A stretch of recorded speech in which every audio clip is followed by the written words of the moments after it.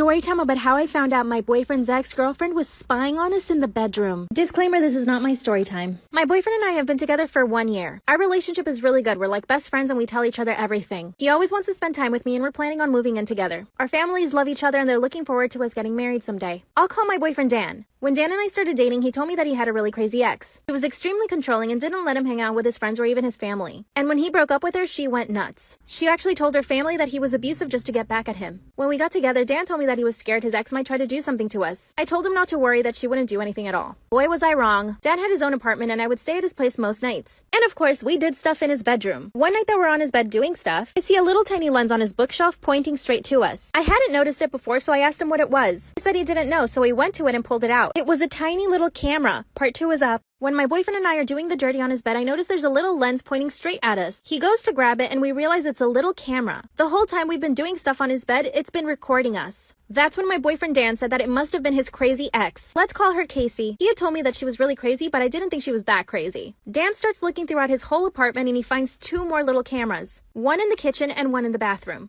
As you can imagine, we didn't sleep that entire night. Of course, we went to the police and they opened an investigation, but they said they couldn't find anything. A week later, I get a DM from Casey, his ex-girlfriend. She starts abusing me through DM, calling me a bunch of names. She even said that I stole Dan from her, but I hadn't even met Dan when they broke up. Then she sends me a picture of my house, which means she knows where I live. I go straight to my boyfriend's apartment and when I open the door, guess who's there? Casey is sitting on the couch with my boyfriend. It gets scarier. Part 3 is up. My boyfriend's crazy ex is sitting on the couch and I'm terrified. Disclaimer, this is not my story time. She had just finished sending me a bunch of DMs on Instagram totally abusing me. But my boyfriend didn't know this. I walk into the apartment and they're both sitting on the couch. She turns around and asks him, is that her? My boyfriend looks at me with a serious face and says, yes, that's her. Then she shows me DMs on Instagram that I had supposedly sent to some guy and that she passed herself off as this guy to see if I would fall. And the messages were so dirty and disgusting. I tell my boyfriend that's not me and that I would never do that to him. He just stares at me and doesn't say anything. That's when I try to show him all of the DMs that she had just sent me. But I noticed they were all gone. She actually unsent every single DM. Now I had no proof and it was just her word against mine. That's when I accused her of planting the cameras in our bedroom. She actually smiled at me and turned around and told my boyfriend she would never do that. Then she slapped. My boyfriend's crazy ex slaps me and lunges at me. Of course, I start attacking her right back. My boyfriend separates us finally and asks both of us to leave his apartment. I was so crushed that he didn't believe me. So far, she had spied on us in bed, hacked my Instagram to send DMs to herself to make it look like I was talking to another guy, and threatened me by telling me that she knew where I lived. Oh yeah, and she physically attacked me too.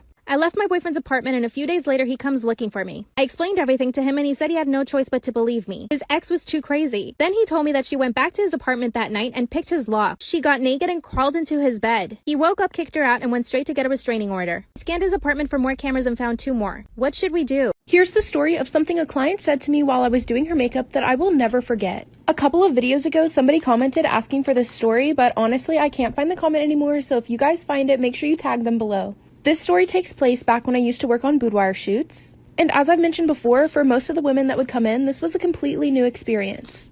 Some of which had never even worn makeup before. And it was my job as the makeup artist to make sure that they felt comfortable in what they were wearing and that they looked great on camera. At this particular shoot, I had about 5 or 6 clients coming in that day. The client that I'm focusing on this story came in somewhere in the middle. Meaning she wasn't my first client, but she also wasn't my last for the day. When you're working on set of a photo shoot, things can get kind of hectic, especially towards the middle of the shoot, because you're constantly trying to clean your brushes and reset up your station for the next person to come in, which is usually literally 10 minutes after the last one left.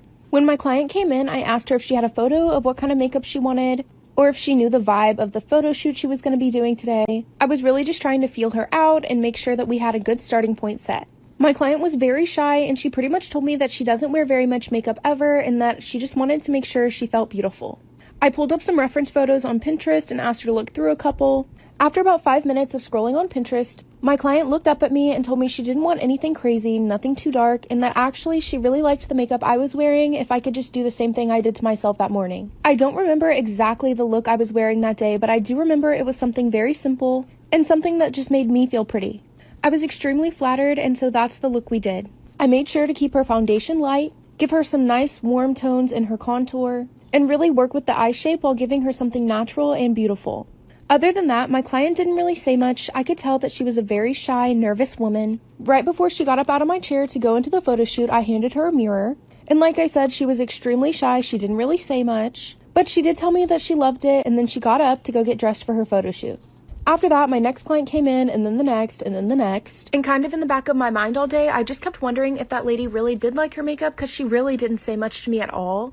And it would make me feel absolutely terrible if she didn't feel beautiful in those pictures. When I got home after the photo shoot, I unpacked my makeup kit, started washing all of my brushes, and I got a text message on my phone. It was from the client that I had been thinking about literally all day. She said she just really wanted me to know that she really appreciated the makeup I did for her earlier, and that was the most beautiful she had ever felt in her entire life. As a makeup artist, getting that text message was absolutely incredible, and that became one of my favorite parts of doing makeup, is that whenever they get out of my chair and look in the mirror, they feel absolutely beautiful. The look I did in this video is something that makes me feel beautiful, and I would love to see what makes you feel that way.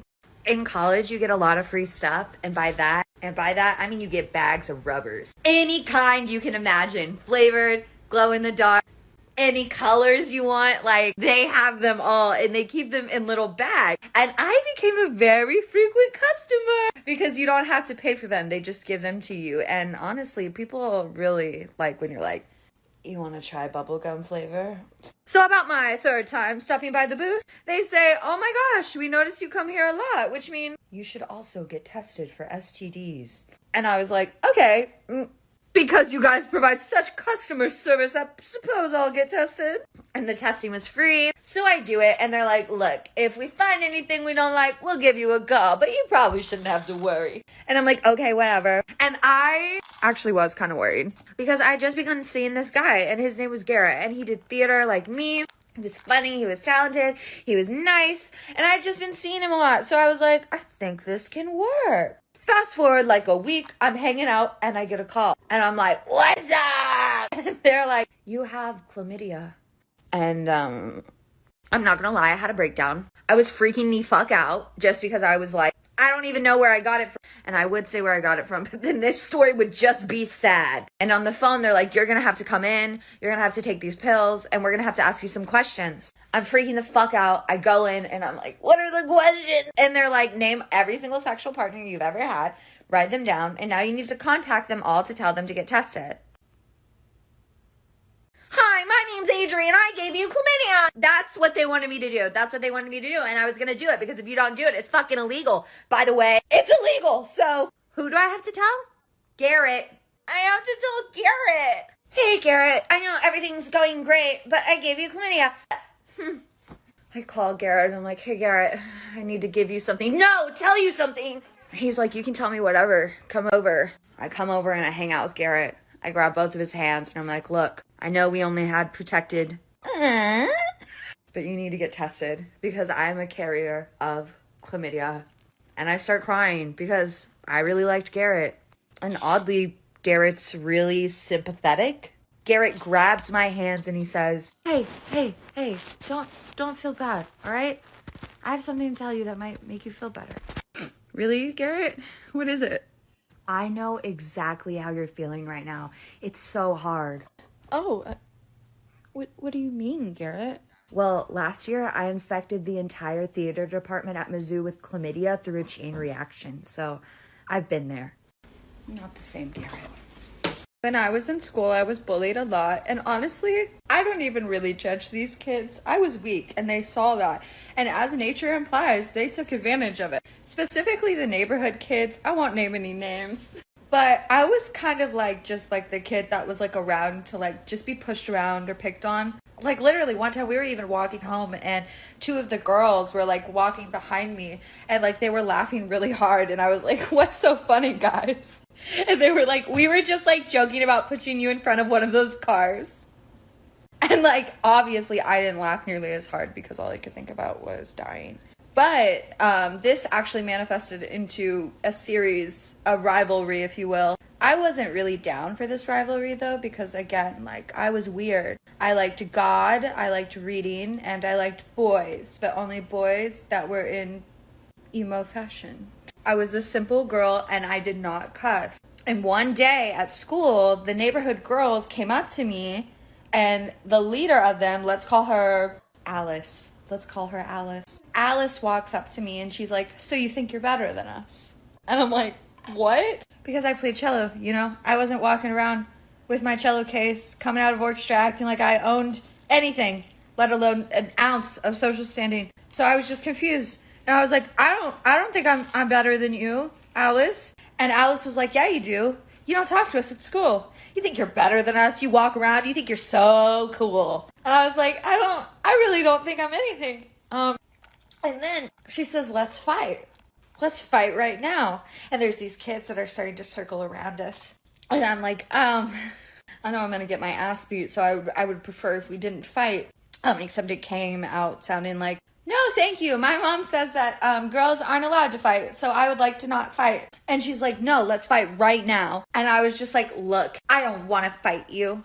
And you even talking to me makes me look bad. I don't know where the fuck that came from. I'm pretty sure I heard it in a movie. Like, I heard it in a movie and I was so ready to use it. And I thought it was so fucking cool. And she goes, oh yeah?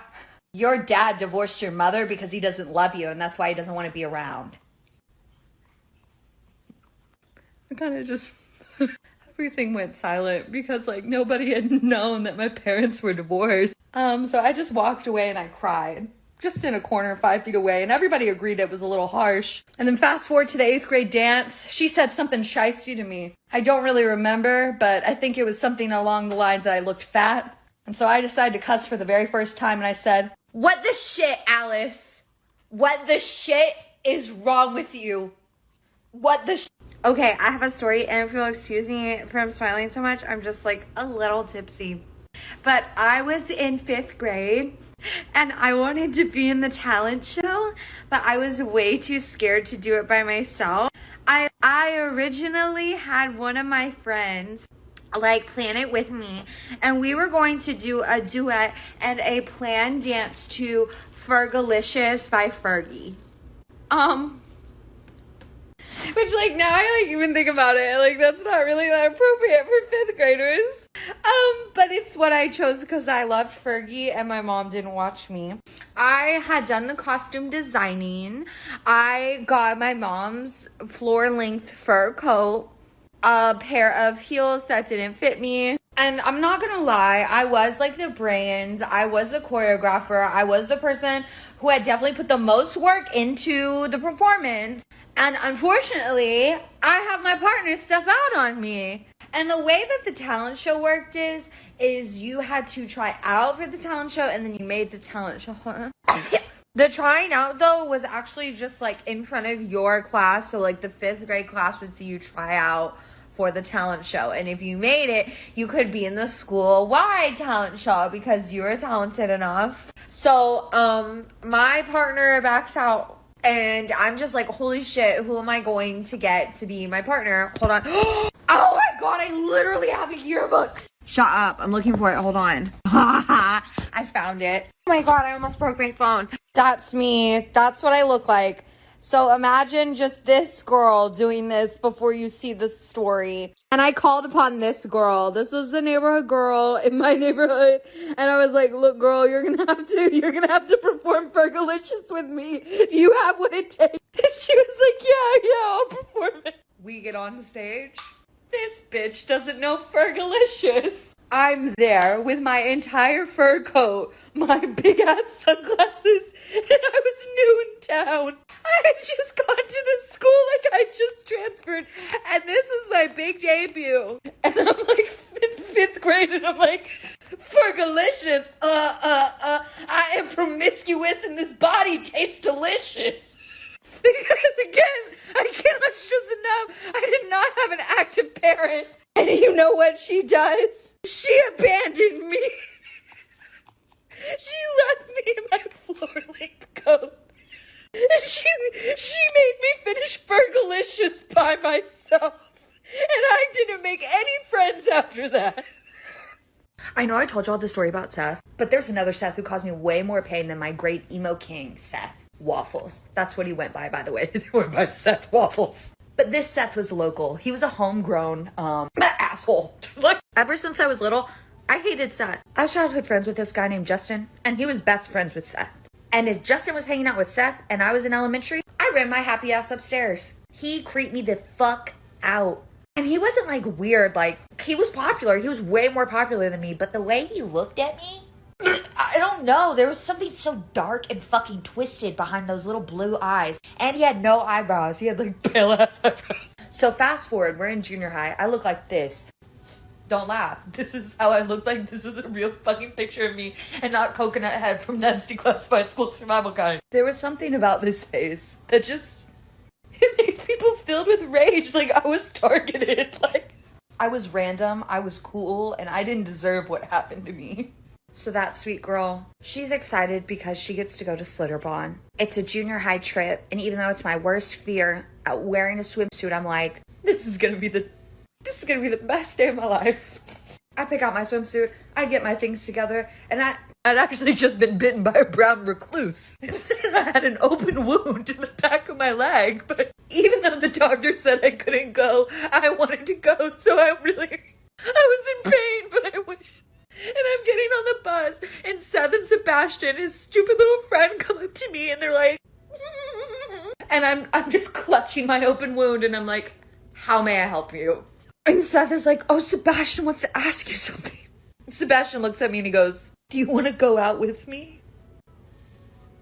Clearly it was a joke. You guys saw what I looked like. And I knew it. I knew it was a fucking joke. So I was like, stared at them. I was being abused at home. I knew when somebody was fucking with you, and I was just like, I'm getting on the bus and I'm gonna enjoy my day anyway. After riding in the bus alone, I'm on my way to get the free lunch under the pavilion, and a group of super popular kids stops me. The most popular girl comes forward. I'm just trying to get to the pavilion again, free food. And she's like, really fucking cruel, bro.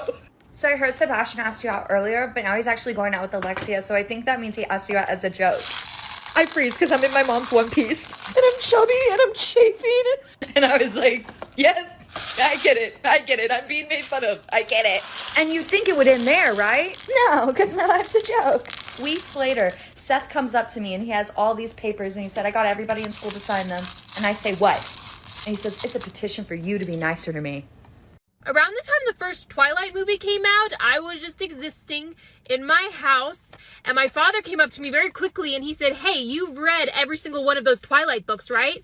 And I said, yeah, but like, you don't need to be blurting that out so loud. People don't need to know. And he said, yeah, but you're going to want to see the movie eventually, right? And I said, yeah, eventually. And he said, oh, perfect. There's a showing in 20 minutes. Grab your coat. Let's go. And I said, you're going to go see Twilight with me? And he said, oh, no, I'm going to drop you off to see Twilight and you can see it by yourself. And I was like, oh, no, thank you. I don't want to see it that bad. And he was like, no, I want you to see it. It'll be fun. Come on, I'll buy you your ticket. Let's go. Grab your coat. And he was really excited about it. And so I was like, okay, I guess. And I went to go see Twilight by myself. He dropped me off, he bought me a ticket, and then he picked me up afterwards. And at the time, I thought, wow, that is so sweet of my dad that he knew that Twilight was like a big thing with the kids at the time, and he made sure I saw it. But I was just thinking about that recently, and I was like, wait a second. Because now that I'm like reliving the memory as a jaded, untrusting adult, what the hell happened at my house that night that he needed me gone? That was not normal behavior. That was not normal behavior. Would have been if I said, hey dad, I would like to go to the movies, and he said, go clean the kitchen and ask me again. That would have been normal. But he looked up movie times and was like, let's go. In high school, one of my friends told me that my brother's girlfriend had cheated on him, and then my friend said, but whatever you do, you can't tell your brother, because Becky feels really bad about what she did, and it's her truth to tell, okay? So she'll tell him as soon as she's ready to. And I was like, don't worry, I won't tell him anything. And then I told him, because I wasn't about to let him walk around looking stupid when everybody else already knew that she had cheated on him, especially because he was headed to a party that night, and I just wanted him to know what he was walking into. So I was driving him to his party, and I was like, so how are you and Becky doing? And he was like, oh, we're doing so good. Becky and I are better than we've ever been. And I said, that's great, man, because I heard this crazy rumor that I heard that she like cheated on you or something.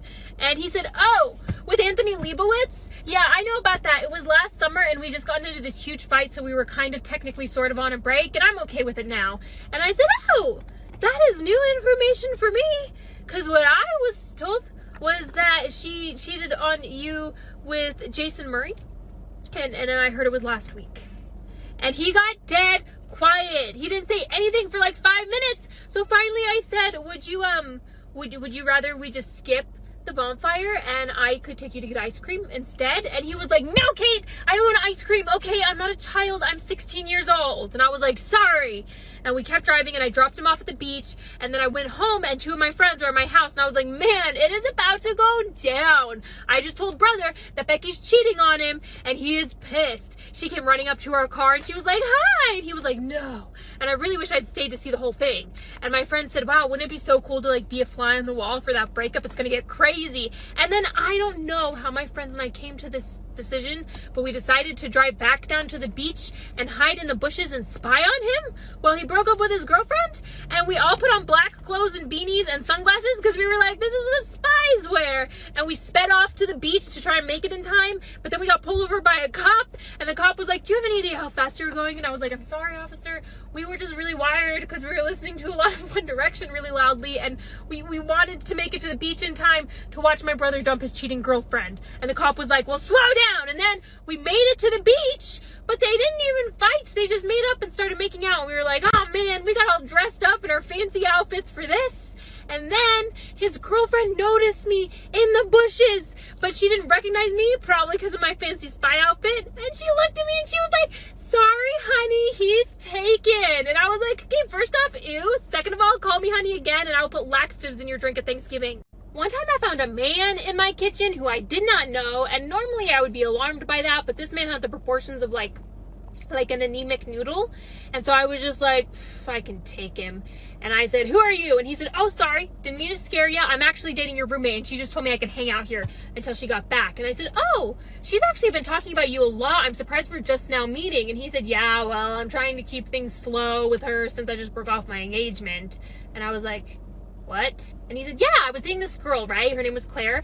And we got to the point where I just felt like I was supposed to propose. And I thought, I'm not ready to be married, but I proposed. And then we were planning the wedding. And I just thought, I'm not ready for a wedding. And then the wedding day came. And I was just like, I'm not ready to be married. And then we were getting married, you know. And the man said, do you take this woman to be your wife? And I just looked into her eyes and I said, no. And I was so mad. And I told him, I was like, that's crazy. Who does that? And he said, the next thing he said, I'll never forget because it really pissed me off and it made no sense. He was just like, if you don't understand why I did that, then obviously you don't understand love. And I was like, okay, first of all, that was very condescending. Second, I don't understand love, but you've known me for like 12 seconds, so there's no way you could have figured that out by now. And third, there's so many better ways you could have handled that situation. You could have broken up with her the day before the wedding. You could have just like not proposed. And he said, yeah, but what would you do if it was your wedding day and you were looking into your partner's eyes and you realized you didn't want to marry them? And I said, well, I would go through with it for starters, and then afterwards I would just say, hey, I'm not feeling this anymore. What if we get a quickie annulment and then not tell anybody for 6 to 8 months? That way we can keep all the presents and divvy them up amongst ourselves. And then I said, I really hope she kept the engagement ring and bought herself an amazing breakup present after that. And he said, no, she wanted me to have the ring back because she knew how expensive it was. And I was like, I wouldn't have given the ring back. I would have kept it. If you said no to me at the altar, I would have just beat your ass. I would have just attacked you in my wedding dress. I would have taken off my stilettos and used them as a murder weapon. And then when I was in court later, obviously because there were witnesses to your murder, I would have said, but Your Honor, he dumped me on my wedding day in front of all of our family and friends. And the judge would be like, not guilty. And he said, can you please not make jokes, because what I just shared with you was super personal, and the only reason I told you was because I felt like you really needed to hear it. And I was like, I just met you. I just came down here to get a hamburger. And your opener is that you're a runaway groom? Then when my roommate came home, I said, don't you think it's like a teensy-weensy red flag that he initiated a wedding he didn't want and then fled from it recently? And she said, no, Kate, I trust him. And I was like, so did Claire! Now she's in therapy. On behalf of single people everywhere, please stop setting us up unless your single friend comes to you and says, hey, do you know of anybody that you could maybe set me up on a date with? Just stop. We're so tired of you guys pimping us out to each other, and the people you set us up with are crazy. One time, I got set up on a date with a guy who didn't even like music. We were just driving and listening to AM radio, and I said, would you maybe like to listen to some music? And he said, no, thank you. I don't like music. And I thought he was joking. So I left. And then he said, no, really, I don't like music. I don't get what the hype is. Everyone's so obsessed with music. But when you think about it, it's really just different noise than what we're listening to right now. And I was like,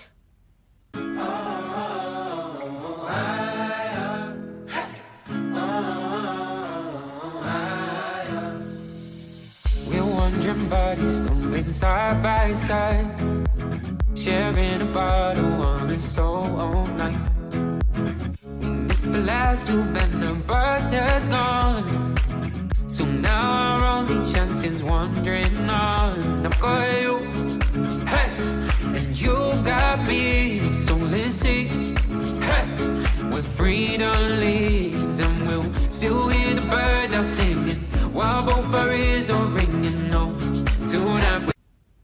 Sir, are you a serial killer? Because that sounds like something a serial killer would say. And if you are, could you please just calmly pull the car off to the side of the road, let me get out, and kill me there, instead of making me listen to AM radio for the rest of our date? And another time, somebody set me up with a guy. She didn't even know. She met him one time, and he had a dog. And she was like, my friend Kate also has a dog. You guys should go on a date. And then she said, but Kate, she was trying to talk me into it later, and she was like, wouldn't it be so cute, though, if you guys fell in love, and then your dogs fell in love? And I was like, oh, yeah, that sounds like a solid basis for a relationship. And so I went on a date with the guy. He picked me up in the middle of winter. It was 30 degrees out. He took me to a park. We went on a walk. It was very cold. It was so cold. And so finally I said, I would like to not do this anymore. And he took me back to his car and he said, well, I just took you on a really long walk. Should I like feed you now or something? And I was like, should you feed me? First of all, yes, always. Second of all, have you been on a date with a human woman in a while, or like just your dog? And then when I tell people I don't want to get set up, they get sneaky about it. Like one time I got in a huge fight with my friend's fiance, and then she called me later. He was wrong, I was right, which is why I wasn't shocked when she said, hey, he feels really bad about what he did to you, so he bought you an extra ticket to come see stars with us tonight. And I thought that is so sweet. And so I went to go see stars with them. And while we were driving, he said, would you mind taking off your Seahawks beanie? And I said, no, why would I do that? And he said, well, not everybody likes the Seahawks. And I said, yeah, that's the whole point of sports. And then when we got to the movie theater, he had set me up on a date with his cousin. It was a trap! It was an actual trap! And his cousin said, ew, Seahawks, that's embarrassing for you. And I was like, your mom's embarrassed of you. And then he said, that was me and I was just joking. And I was like, so was I. But apparently I hit a sour spot. I think I just accidentally on purpose catfished one of my friends of almost 8 years because I texted him and I said, hey, I'm working on this big project right now and it just happens to be the same thing that you do for work and I just had a couple questions for you. And he texted me back and he said, oh, hey, Max, that's super cool to hear. And my name is not Max. And I was like, ooh, he took a shot and he missed. He could have just said, new phone, who dis? He could have said, sorry, I don't recognize your number. He could have said anything else, but he wrote out a name?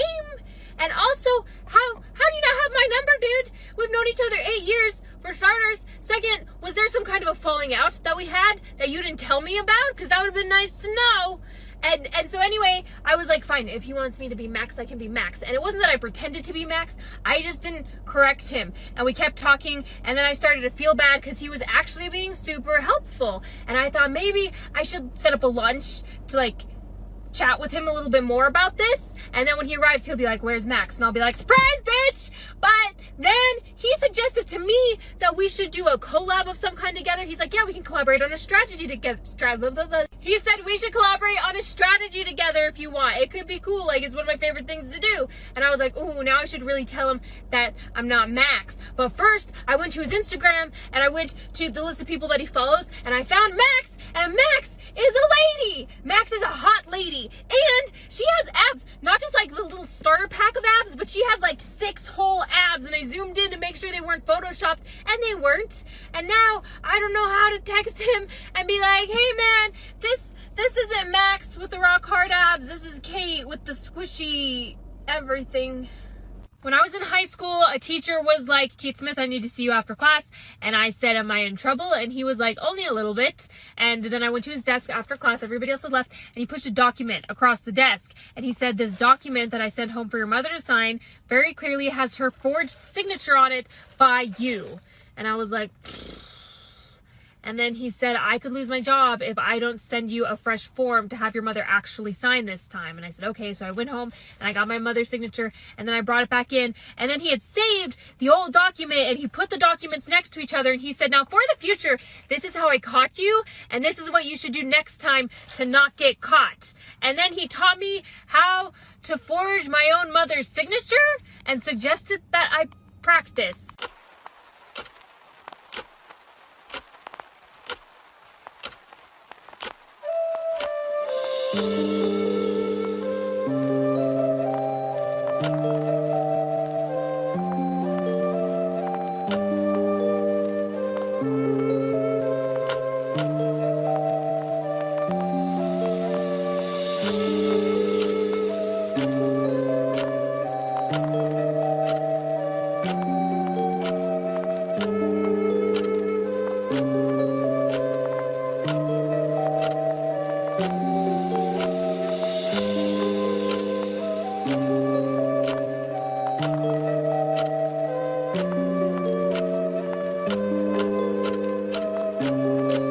This is a story time of why I don't eat at other people's house no more. Me and my best friend, we were like 11 or 12 at the time, and we were having a sleepover at her house. We had hung out outside of school many times before. This would just be the first time I went over to her house. My mom drops me off and just lets me walk inside. When I went up to the door, my best friend answered and she was like, hey, can you grab a shoe? Immediately I could tell that the house wasn't very clean, but I knew it wasn't her fault. It's not because she asked me to grab a shoe. I could see behind her and could tell that the house was just really messy. It really did look like an episode of Hoarders, but I grabbed a shoe and I helped her look for that fly. So it was me, my bestie, and her grandma looking for this big ass bug. We got a little tired, so we sat down to eat something and her grandma made us a snack. I was a little scared to eat, not gonna lie, but I didn't want to make my best friend feel bad, so I went ahead and ate my food. Well, I was only able to eat some of it because we had left the basement door open and we saw the bug fly down there. So we stopped eating, ran down to the basement, and we saw the bug fly behind this box. We moved this box, and I swear 100 families of spiders and their ancestors started spewing out. Like I said, so many spiders started spewing out from behind this box. I genuinely thought that these spiders were going to eat all of us alive. It was not a fun situation. We did not run fast enough. These spiders started crawling all over us. I think I saw a lighter somewhere and considered setting myself on fire. I want you guys to imagine like my whole entire body covered up with spiders. That's what it felt like, but there was only like 5 or 6 on me. The grandma gets a blanket and starts whipping us with it. She's like trying to dust the spiders off. I see my best friend start stripping.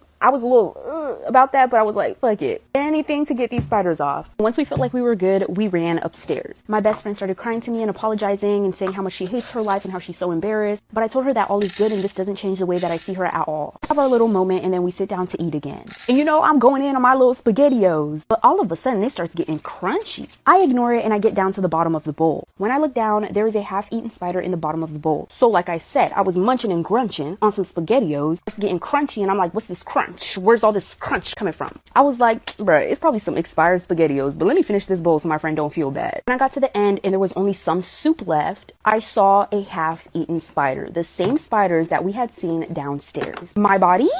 It started vibrating. I was shaking. I seized out. I think I passed out. This was not a good situation. I did have a phobia of spiders. I told my best friend, listen, babes, I love you. You know I love you. But this cannot go on no longer. I'm gonna have to go home. I felt like such a terrible friend, but I did call my mom and she came to get me and she took me home. I told her what happened and she was upset with my friend's grandma. From then on, we only had sleepovers at my house. And ever since my family found out about her living situation, we would go over there sometimes to help them clean. We would bring food and games. I'm grown now, but me and this girl ended up falling out because of some drama. So I said I'd be sharing more stories of things that happened to me while I was younger that I've kept secret for my entire life and haven't told anybody, so here's another story. Fair warning, this video might be a little triggering. I was really young at the time. I don't exactly remember what age. I was around 8 or 13 years old. Me and my friends were going to this haunted maze, and it was around Halloween time. It was one of my friend's parents that was taking us there, and it was a group of 5 or 6 of my friends. While me and my friends were going through this maze, we were standing in a line, and I was standing in the very back. So while we were walking, I ended up tripping on my shoelace, and I fell to the side where there was curtains. It was the curtains where the workers would pop out and try to scare you. When I fell, I tried to yell for my friends, but because of the sound effects of the maze, they couldn't hear me. And by the time I got up, they were gone. So I started walking, and I eventually got to a place where you could only go right or left, and I went left. And once I went left, I ended up in a circular room where there was 5 passageways. But there was also a group of teenage boys, and I didn't even see them at first. All I know is I turned around and got grabbed. Like I said, I lost track of my friends, and I was looking for my friends, and I ended up in a part of the maze where there was all these guys that I didn't even see at first. All I know is I turned around and I got grabbed. So I screamed. I was super young at the time. I was defenseless. I didn't know what to do. Those guys seemed like they were around their teenage years, and they were laughing and making a joke out of it. One of them was laughing, and they told their friend, grab her legs. And so the friend grabbed my legs, and they were tugging me and pulling me, and then they started to pull my pants down. Panic was filling over my body. I couldn't even scream. When you're young, you'd always think you know what to do at these moments, but you really don't. You just freeze up. And that's exactly what I did. I just froze up. But thankfully, as soon as I felt my pants starting to get pulled down, another group of people turned the corner, and that's when the boys dropped me and ran. Like I said, another group of people started to turn the corner. That's when the boys dropped me and they ran. Those group of people didn't really get to see what was going on, so they asked me if I was okay. I told them that I was good. Me being super young and scared, I didn't really want to tell them what happened. My parents were also really iffy about me going out, and I didn't want there to be a situation that would make them not trust me anymore. So they started to walk me out of the maze, you guys. And I'm guessing we were nearing towards the exit.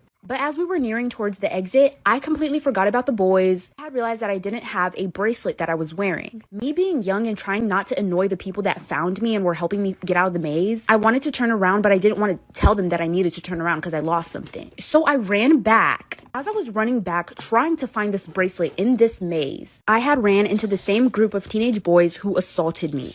I had lost something in the maze, and once I ran back to find it, I had ran into the same group of teenage boys who assaulted me. Like I said previously, I had completely forgotten about these boys. How did I forget about these boys? I'm not sure.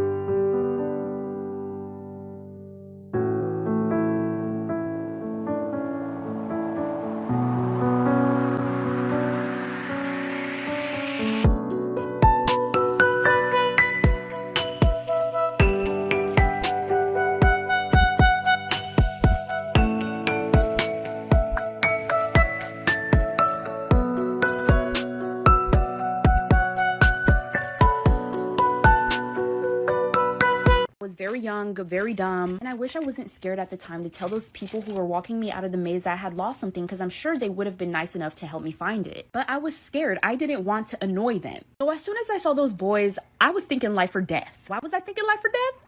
I'm not sure, but that was my instinct. So I took it upon myself to do the dash, and I ran and ran and ran, and I did not look back. I didn't remember which way to go out of the maze, but I somehow did make it out. Thankfully, the Lord was really watching over me that day. And once I got out, I was screaming for my friends. I was screaming their names. I was looking for them everywhere. Eventually, I found my friends, and I just hugged one of them and started bawling.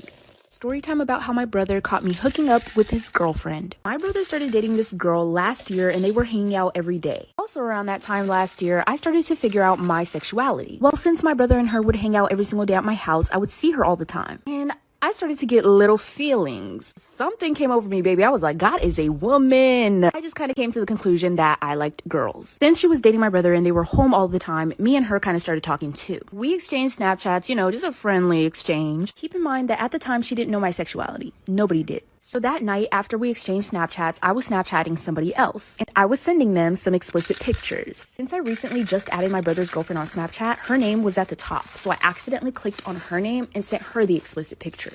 I didn't even realize that I did that until I received a snap from her out of nowhere, and she had sent an explicit picture back. So like I said, I accidentally sent my brother's girlfriend an explicit picture on Snapchat. Not knowing that I even sent it, I received an explicit picture back from her. I said, baby, I'll really bite your titties, stop playing with me. But after she sent me the picture, I responded with hard eyes, and then she texted me and said that she would be coming over tomorrow to hang out with my brother. I basically said, cool, I'll see you around, and then she came over the next day. So the next day came and she was at my house, but I wasn't talking to her. She was with my brother. And then she walks into my room. I was like, hey, where's Rob? We'll just call the brother that. She said she sent him to the store to get some snacks. Asked if she wanted to come chill on my bed. She agreed. Right off the bat, we started, we getting it bonking, having a good time. That's when the door swings open and there my brother is standing at my doorway. So my brother swung my door open and there he was standing at my door watching me and his girlfriend while we were...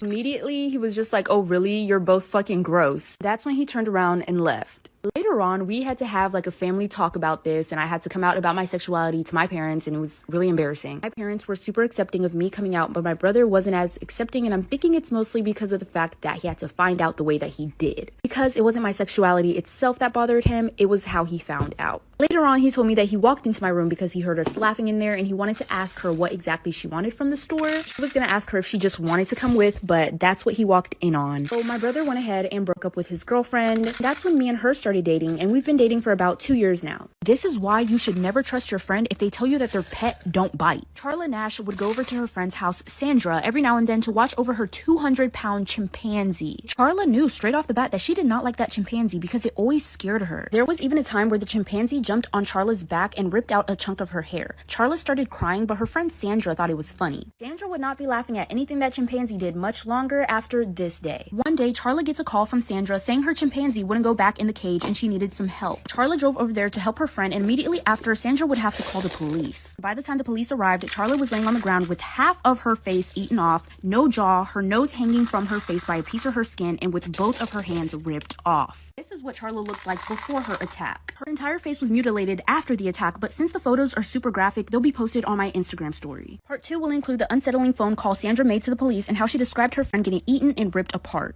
Sandra never imagined that after she called her friend over to help her put her 200-pound chimpanzee back in his cage, since he wouldn't go in, she would have to make a phone call to the police and report how her chimpanzee ate her friend alive. This is the audio clip. Please! What's the problem with your friend? I need to know. Get the police up! With a gun! With a gun! Hurry Who up! has a gun? Please, hurry up! He's killing my girlfriend! What is the problem? He's killing my friend! Who's killing your friend? My chimpanzee! Oh, your chimpanzee is killing your friend. He ripped her apart! Hurry up! And she's dead. She's dead. Why are you saying that she's dead? She's dead. He ripped her apart. Charla actually ended up surviving. She was rushed to the hospital where they said she looked like she had gone through a meat grinder. Charla is very lucky to still be with us today. The most recent update about Charla is in her interview with Oprah that I have linked in my Instagram story.